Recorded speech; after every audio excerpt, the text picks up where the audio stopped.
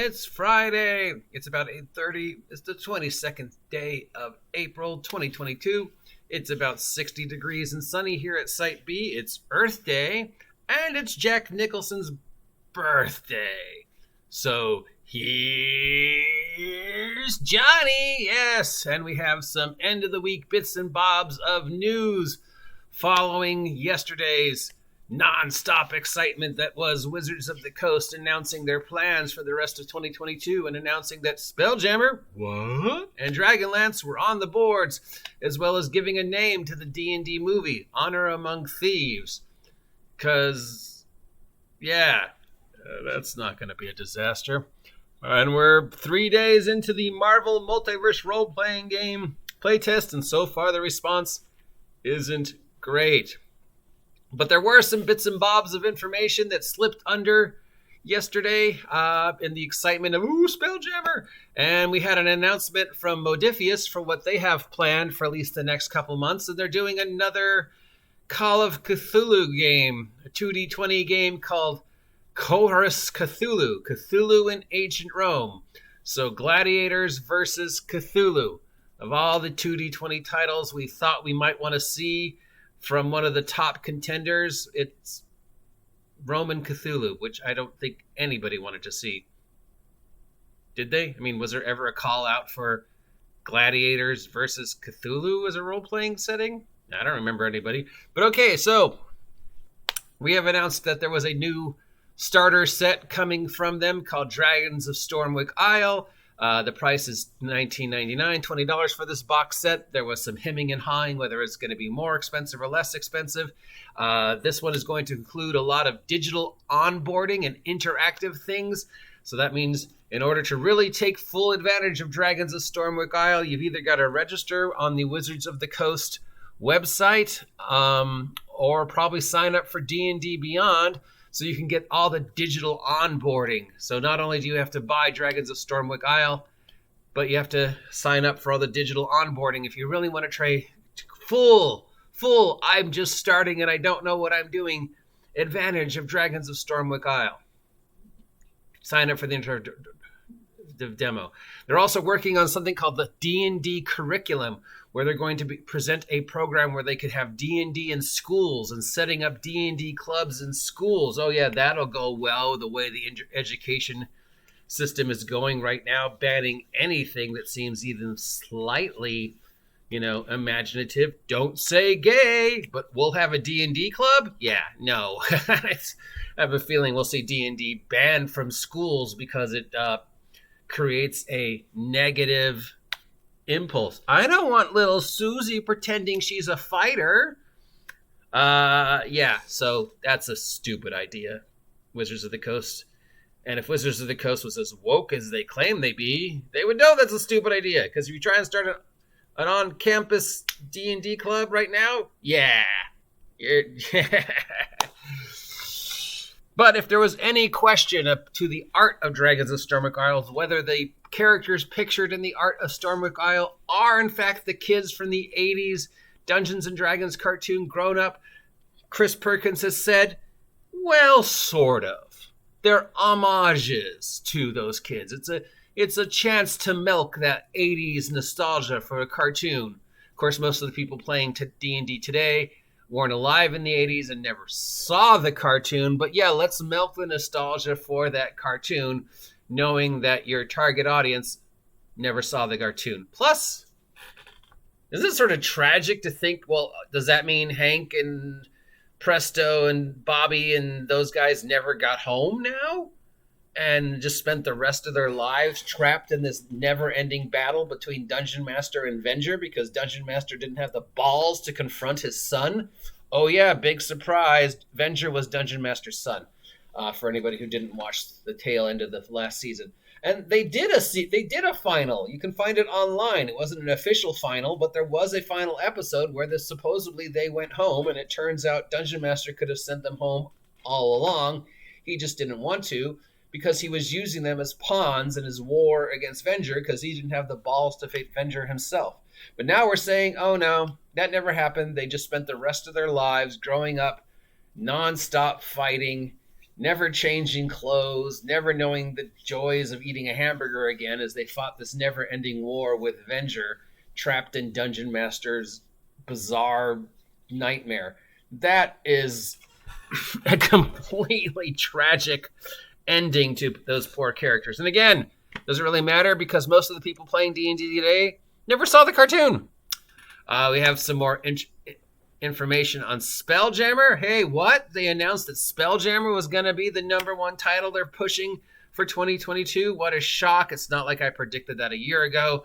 We can look for online interactive onboarding for Spelljammer too. So if you want to take full advantage of the Spelljammer experience, you got to sign up for D&D Beyond and you got to register on Wizards of the Coast to get all the freebies. And they're doing a Spelljammer Academy, which means they're trying to do the same thing. They're presenting little programs so that you can start D&D clubs at school and D&D clubs around the neighborhood, and because, putting up posters that show D&D in this day and age will go over really well. Can't say gay, but we can say D&D. Yeah. And of course, more digital onboarding. So if you want to take full advantage, gotta sign up and give Wizards of the Coast more information. I know somebody was giving me crap yesterday because, how dare you say nice things about Wizards of the Coast? I thought you're supposed to hate Wizards of the Coast. Well, here I am saying not nice things about Wizards of the Coast. So yeah, my opinions have not changed. On the other hand, whatever Wizards of the Coast does doesn't affect me whatsoever because I don't buy their product.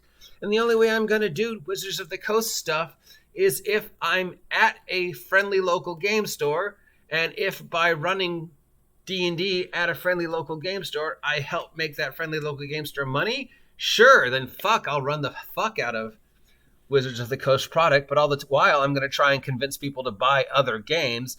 Yeah, because and they're working on a music project for Spelljammer. Chris Perkins is working on a secret music project for Spelljammer. Yeah. We have some pictures of the Spelljammer figures. They look pretty cool. So we've got these two big figures coming out. We've got the Astral Dreadnought, and we've got this space dragon that looks like a fish butterfly dragon figure, and a couple other ones. We've got the first information on the not one but two separate monster manuals for Spelljammer. So there's going to be one Spelljammer monster manual in the slipcase, and then of course there's going to be the separate digital monster manual that they're coming out with for D&D Beyond or whatever that will be also Spelljammer monsters. They're doing the slipcase thing again with Spelljammer because they want to see if the slipcase thing works. If people are willing to spend that much money to get 3 books plus the fold-out map and all the other stuff that the slipcase comes with. Yeah, I can see that working. I mean, we obviously know that the general direction right now is digital. That might change, but it does feel like that's sort of the way they want to go. But it doesn't mean they're going to stop making print product, because a lot of people are like saying, oh, they're going to stop making print product, but this is obvious. No, they're not going to stop making print product. They're just going to make more expensive print product with gimmicks like these slipcases. So yeah, I mean, you get a map, you get a built-in DM screen, you get some little bits and bobs, and you get the 3 books. You get the rule book, the Boo's Guide to Space Monsters, which could have been included in the rule book, but yeah, it's a separate book. And then you get the first adventure and all the other things. So yeah, and apparently they've been working on Spelljammer for a lot longer than we thought they were, because they've been working on it, they claim, all during the pandemic. Of course, they promised us Spelljammer like 4 or 5 years ago.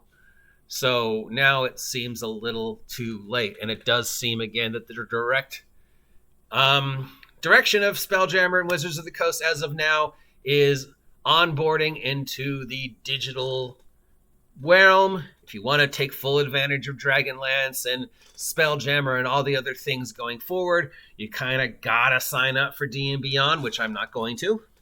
And you got to register with Wizards of the Coast to get all the free downloads and shit, which I'm not going to, unless, of course, my friendly local game store supports me doing that, because there's no reason for me to support Wizards of the Coast product unless I'm using it to make a friendly local game store money. So if Dreamworld Collectibles wants me to run games at their store, and the game they want me to run is 5th edition Dungeons & Dragons, then yeah, I'll run Spelljammer and Radiant Citadel, because I think those are perfect settings for the current mechanics of 5th edition. So as much as I'm going to bag on this, I also think that considering the way 5th edition is today, April 22nd, 2022, and the direction it looks like Wizards of the Coast is taking, 5th edition with like all these weird races, all these new 33 playable races, all these new classes, these new weird rules. Sure, you could have a 6-foot halfling. Sure, you could have a dwarf with +2 dex. What does that feel like? That doesn't feel like Greyhawk anymore. It doesn't even really feel like the Forgotten Realms. It feels like space or multi-dimensions. I mean, you can't justify a 6-foot tall hobbit walking around in Greyhawk or Dragonlance. God, does that mean they're going to have a 6-foot tall Kenders? Or the Forgotten Realms. You can't justify a dwarf with a +2 dex in Greyhawk. But in space, in the Radiant Citadel, in this place where there's infinite amount of planets or an infinite amount of worlds, or maybe those infinite amount of planets and infinite amount of worlds are interconnected, which is what they should have done. I don't think Radiant Citadel / Painjammer and Spelljammer should be separate anymore. I think they should be the same, especially if they're doing this world agnostic system multiverse with magic. Then just pick one. Just pick one. We don't need both Radiant Citadel / Planescape and Spelljammer. Pick one, focus on one. But both of those are perfect settings for what Wizards of the Coast thinks D&D should be now. So, I mean, if you were going to run 5th edition as written, forget everything else and just, I'm going to allow all the wackiness as of today. Well, obviously, the perfect setting to explain all that wackiness is outer space. Well, what are the 6-foot tall hobbits? They're aliens. What are the dwarves with +2 dexterities? They're aliens. Or the Radiant Citadel. Here is this interdimensional nexus with gateways to an infinite number of worlds, which means somewhere out there, there's a world where you can have 6-foot tall halflings, tieflings with blue hair who just want to make cupcakes, Warforged dwarves, whatever. That's perfect, okay? Both of those are perfect settings. If I was going to run a 5th edition setting at a friendly local game store like Dreamworld Collectibles and want to, say, yes, I'm going to allow this because I'm going to run 5th edition as written while I try and use 5th edition to convince people to play other games. Because let's make no mistake, even if I'm running a 5th edition game, my whole goal is to open up people's eyes to other games and other ways of play, because we know the 5th edition players are abandoning 5th edition. So yeah, I would set it in Spelljammer, or the Radiant Citadel, depending upon what type of game they wanted to do. They're perfect settings, that said. So anyways, that's the bits and pieces of news. We've got an announcement from Ophidius for the next game they're pushing, which I don't think there ever a market for Roman Cthulhu. And we know about what's going on with Dragons in Stormwick Isle. We know about what's going on with Spelljammer. We know Dragonlance. They're doing this Dragonlance battles thing. They're doing some new novels. We knew that. Is there still a market for Dragonlance in 2022? I don't think so. I don't know why. I guess it was part of the deal with Margaret and Heath. It's probably like the Captain Marvel thing, where you have to keep... If you're not aware of the Captain Marvel thing, I've explained it before. But the reason why Marvel has so many characters called Captain Marvel is that's the only way they can keep the license to the title Captain Marvel is that they constantly have to have a Captain Marvel character in print. So they constantly have to be using that name, which is why there's been so many individuals that use the name Captain Marvel, so that that name never reverts back to DC Comics. It's hard to explain, but yeah. So this could be the same thing. That it could be in order to fulfill the lawsuit again that Margaret and Tracy filed, and whatever backroom deal they came up with, Wizards of the Coast has to keep something Dragonlance related in existence in order to fulfill the requirements of whatever the agreement was. That's the only explanation I can come up with as to why they would do Dragonlance now, because I can't believe that they think there's actually still a Dragonlance market in 2022. When was the last time anybody mentioned Dragonlance other in, relation to these little posts? So yeah, Dragonlance, I don't see it. Digital Spelljammer. You want to play Spelljammer and take full effect of it? You got to go digital. Yeah, no, I'm not. Sorry, I can make shit up better than you can do digital. That's it for today. And for anybody who thought that I'm still just hugging Wizards of the Coast and I'm part of the problem, I think that little tirade just shows you that no, I'm not.